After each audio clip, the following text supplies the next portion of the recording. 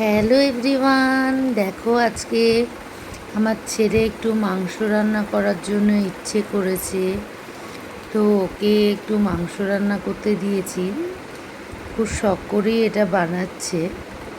দেখো খুব শর্টে আমি শিখিয়ে দিয়েছি যে কিভাবে বানাতে হয়। তো তোমাদের সামনে দেখো শর্ট করেই দেখানো হচ্ছে যাতে তোমরা পুরোটাই দেখতে পারো।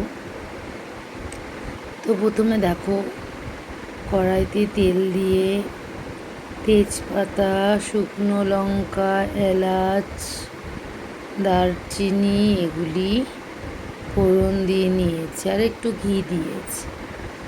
এর মধ্যে দেখো পেঁয়াজগুলো কেটে রাখা পেঁয়াজগুলো দিয়ে দিল। তারপরে এটাকে সুন্দরভাবে ভাজছে। একটু পরেই দেখবে মানে খুব শর্টে ওকে দেখিয়ে দেওয়া হয়েছে, তো বড়দের মতো অত ভালো করে পারবে না। কিন্তু দেখো হলুদ দিয়ে দিল, পরে নুনও দিয়ে দিল।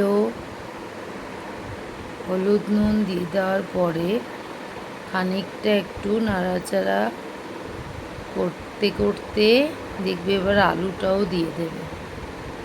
ব্যাস, নাড়াচাড়া হয়ে গেছে, এবার আলুটা দিয়ে দেবে। দেখবে আলু দেওয়া হয়ে গেল। ও মাঝে মাঝেই বলে যে একটু রান্না করতে দাও আমাকে, কিন্তু পারে না। তাই আজকে একটু শখ করলো একটু মাংস করবে। তো দেখো ছোটদের হাতে রান্না খুব ভালোই লাগে দেখতে। দেখো আলুটাও একবারে দিয়ে দিয়েছে, হালকা একটু ভাজাও হয়ে গেছে আলুটা। সুন্দর করে বেশ ভাজা হচ্ছে আলুটা পেঁয়াজের সাথে।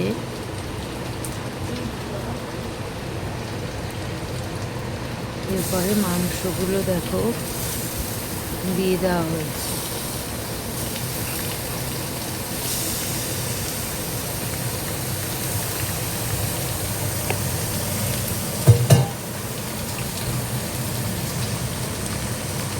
তো মাংস দিয়ে দেওয়ার পরে এরপরে অনেকক্ষণ ধরে এটাকে কষাতে হবে, না হলে তো আর হবে না। আচ্ছা দেখো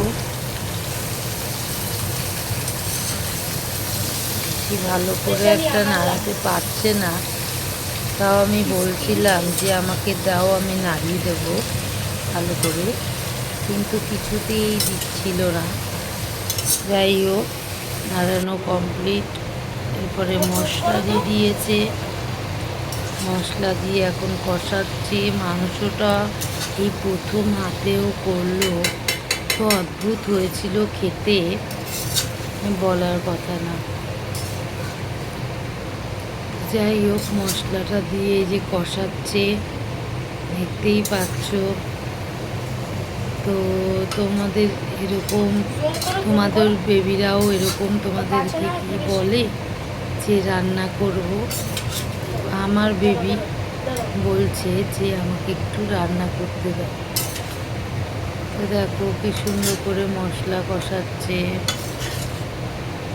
ভালোভাবে মশলা কষানো যখন হয়ে যাবে তখন জল এখনও জল বেরোচ্ছে মাংসর থেকে। তো দেখো সুন্দরভাবে এর মধ্যেই কষাচ্ছে, জলের মধ্যেই মাংস থেকে যে জলটা বেরিয়েছে তার মধ্যেই সুন্দরভাবে কষাচ্ছে। কষানো যখন কমপ্লিট হয়ে যাবে তো তখন গরম জলটা ঢালবে মাংসর থেকে। দেখো জলও ঢালা হয়ে গেছে। দেখো মাংসটা মোটামুটি হয়েই গেছে ধরতে গেলে। খুব টেস্ট হয়েছিল। তো যাই হোক ছোট মানুষ রান্না করেছে, কেমন হয়েছে জানিও বন্ধুরা।